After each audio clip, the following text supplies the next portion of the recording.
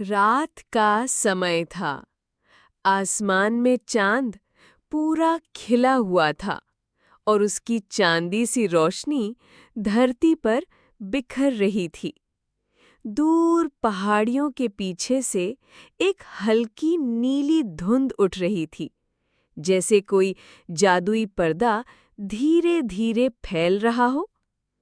गांव के किनारे पर जहां पुराने आम के पेड़ों की कतार लगती थी, वहीं एक छोटी सी पगडंडी थी, जिसे लोग स्वप्नों की गली कहते थे। इस गली के बारे में बच्चों से लेकर बुजुर्गों तक सबने कहानियां सुनी थी।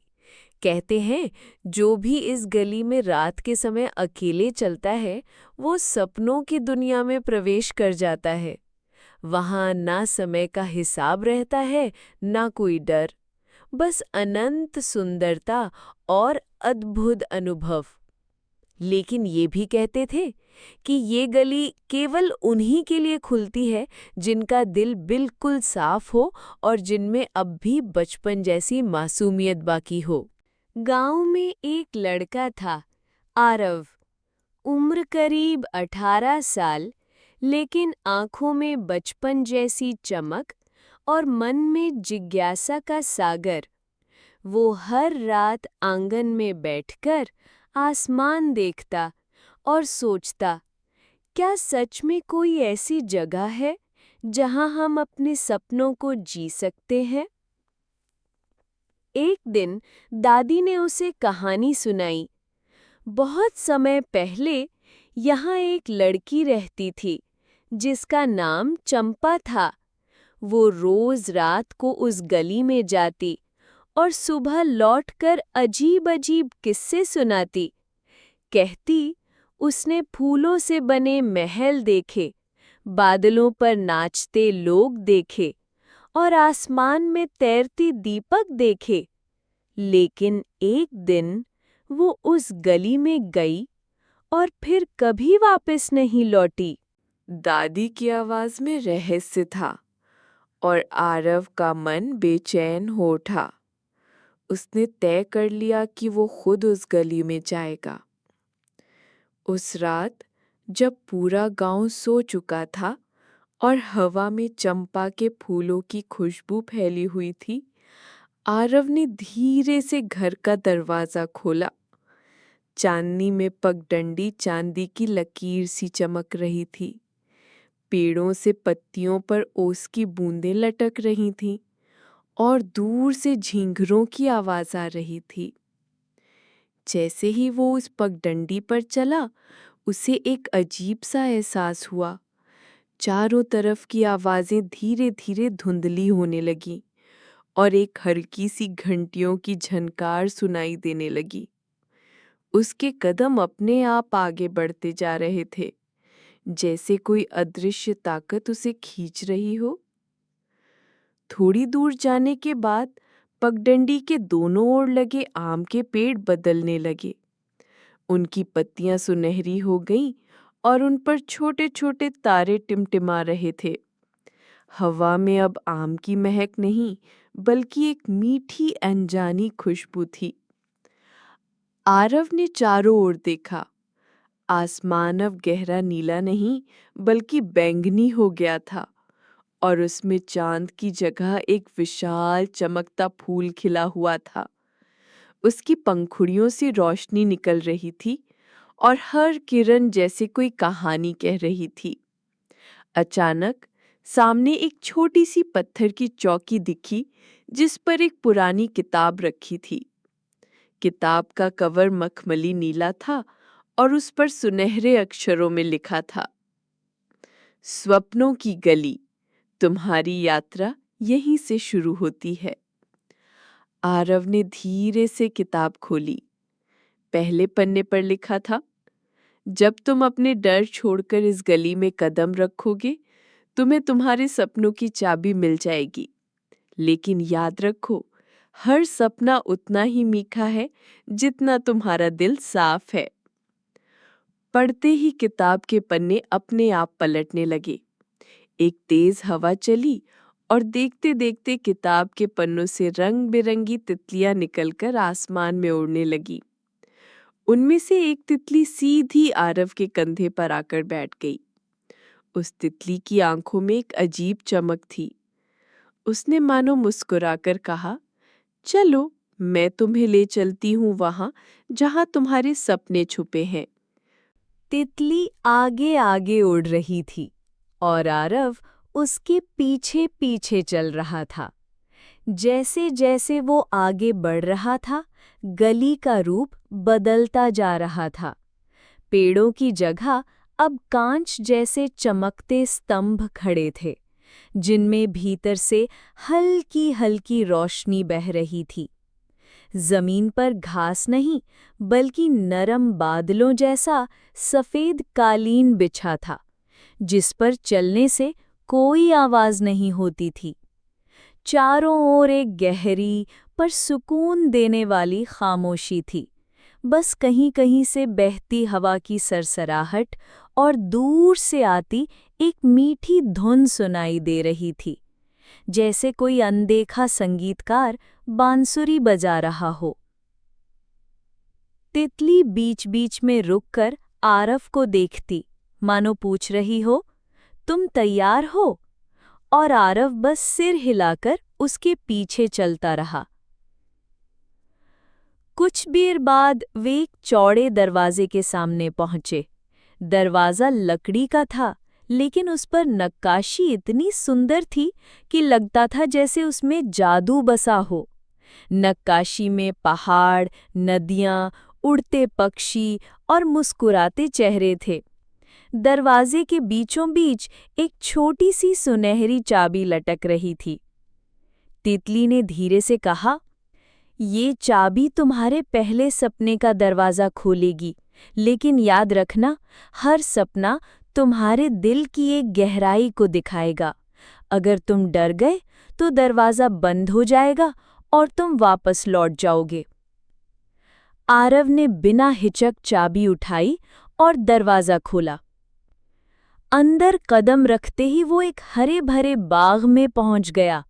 आसमान गुलाबी और सुनहरे रंग का था, जैसे सूर्योदय हमेशा के लिए ठहर गया हो।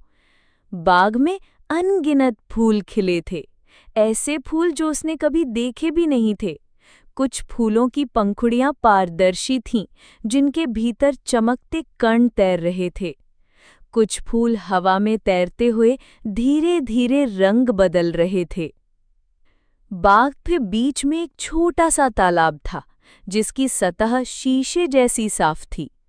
पानी में झांकने पर उसने देखा कि उसमें उसका चेहरा नहीं, बल्कि उसका बचपन दिखाई दे रहा था। मिट्टी में खेलते हुए, बारिश में नाचते हुए, पतंग उड़ाते हुए। आरव मुस्कुरा उठा। तभी एक मीठी आवाज आई, तुम्हारा पहला सपना है तुम्हारे खोए हुए पल वापस लाना। उसने मुड़कर देखा, वहां एक लड़की खड़ी थी। उसके बाल बादलों जैसे मुलायम और आंखें सुबह की ओस जैसी चमकदार थीं।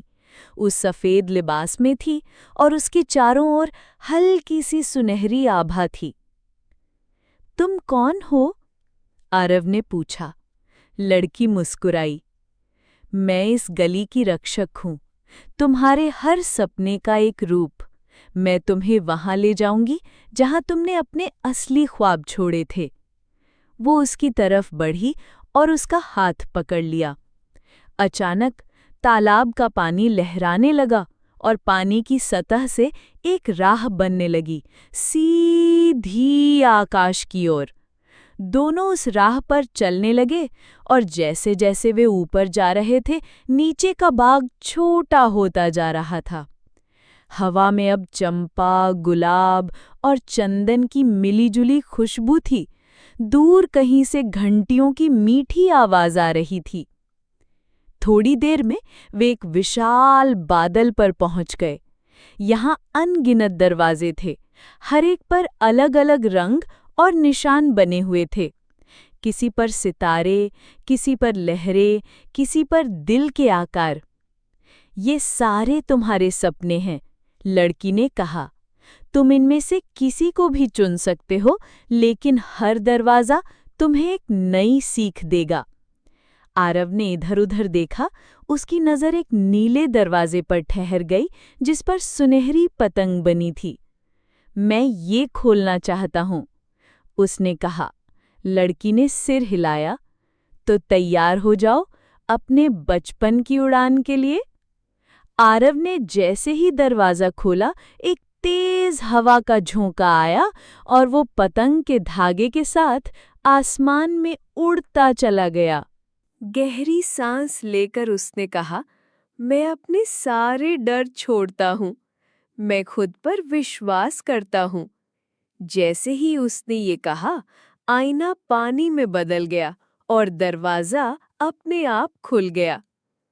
अंदर एक ऐसी दुनिया थी जो उसने कभी सोची भी नहीं थी।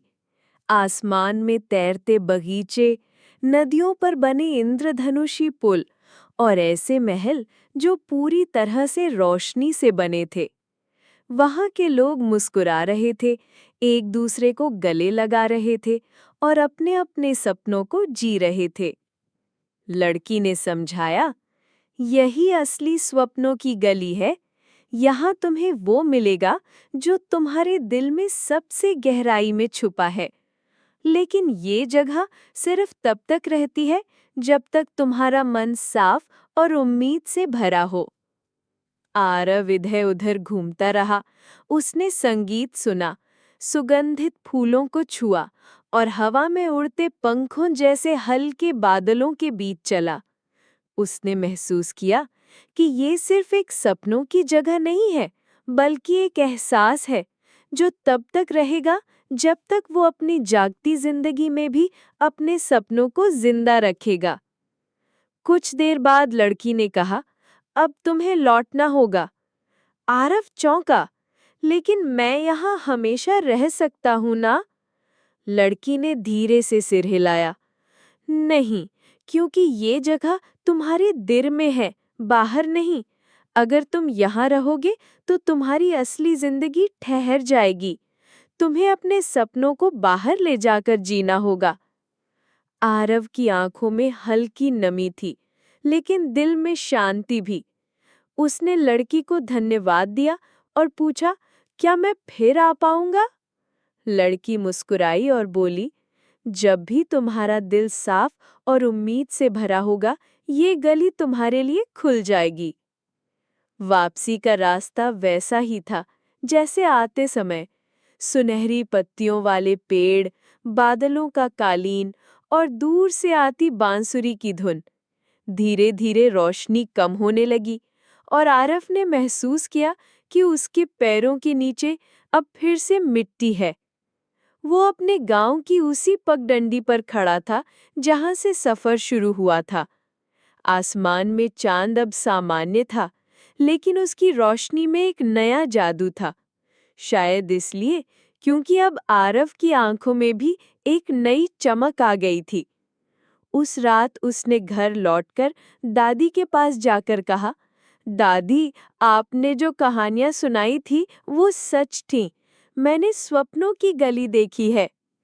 दादी ने मुस्कुराकर बस इतना कहा, सपने सिर्फ सोने के लिए नहीं होते बेटा, उन्हें जीने के लिए होते हैं। आरव ने खिड़की से बाहर देखा। चांदनी पगडंडी पर बिखरी थी और हवा में वही मीठी अनजानी खुशबू थी। उसने मन में सोचा, मैं लौटकर फिर आऊंगा, लेकिन इस बार अपने पूरे जीवन के सपनों के साथ। और इस तरह स्वप्नों की गली का रहस्य उसके दिल में हमेशा के लिए बस गया।